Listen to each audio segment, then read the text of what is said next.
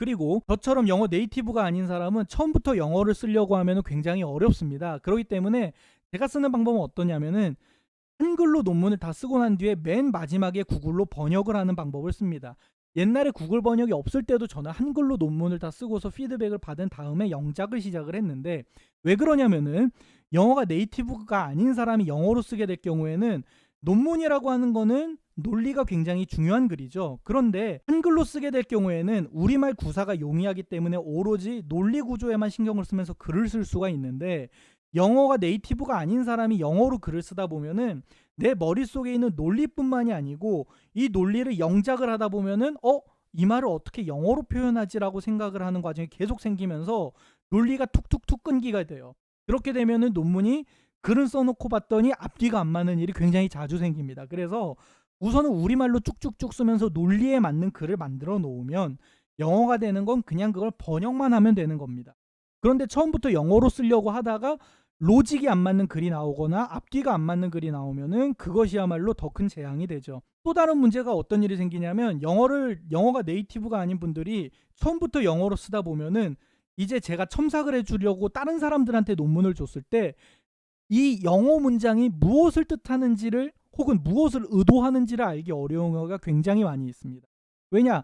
우리말로 쓰면은 뉘앙스를 정확히 알기 때문에 이렇게 쓰거나 저렇게 쓰거나 하면은 뜻이 달라지고, 내가 원하는 정확한 의도를 전달하기 위해서 어떤 문장을 써야 될지 크게 고민할 필요가 없죠. 물론 우리말로 쓰는 것도 쉽지 않아요. 쉽지 않은데 영작을 하는 것보다는 우리말로 쓰는 게 의도를 전달하기 위한 문장을 표현해내는 게 훨씬 편하죠. 그런데 영어로 쓰려고 하면은 내가 의도한 바가 있는데 이 의도를 영작하다 보면은 번역의 오류가 생겨서 문장 자체가 내가 의도치 않은 문장이 튀어나오는 경우가 있고, 이러면은 다른 사람한테 피드백을 받을 때 원활한 첨삭이 이루어지지 않게 돼서 결론적으로 일을 더 많이 해야 되는 일이 생긴다는 겁니다.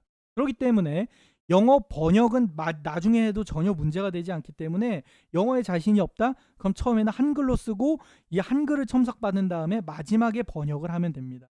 그리고 옛날과 달리 요즘은 구글 번역이 아주 잘 나와 있어요. 아주 잘 나와 있기 때문에 우리말로 글을 잘 쓰면 그걸 영어로 바꾸는 건 금방 합니다.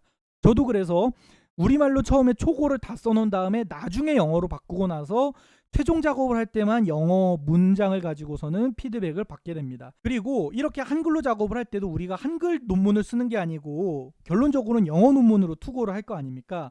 그러다 보니까 결론적으로 구글 번역을 할 거기 때문에 우리말로 쓸 때 이거 어렵게 쓸 거 없이 전문 용어 그냥 영어로 써놔도 된다라는 겁니다. 예를 들자면은 뇌의 특정 부위에 전기로 소작술을 했다.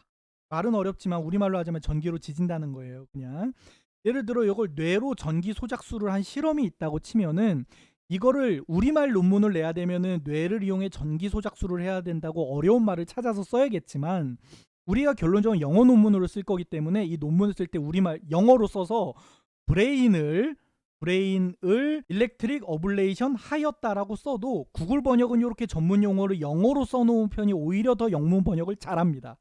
우리말로 쓰는 것보다. 그렇기 때문에 전문 용어는 그냥 영어로 쓰면 되기 때문에 이거 괜히 우리말로 번역한다고 어렵게 할 필요가 없어요.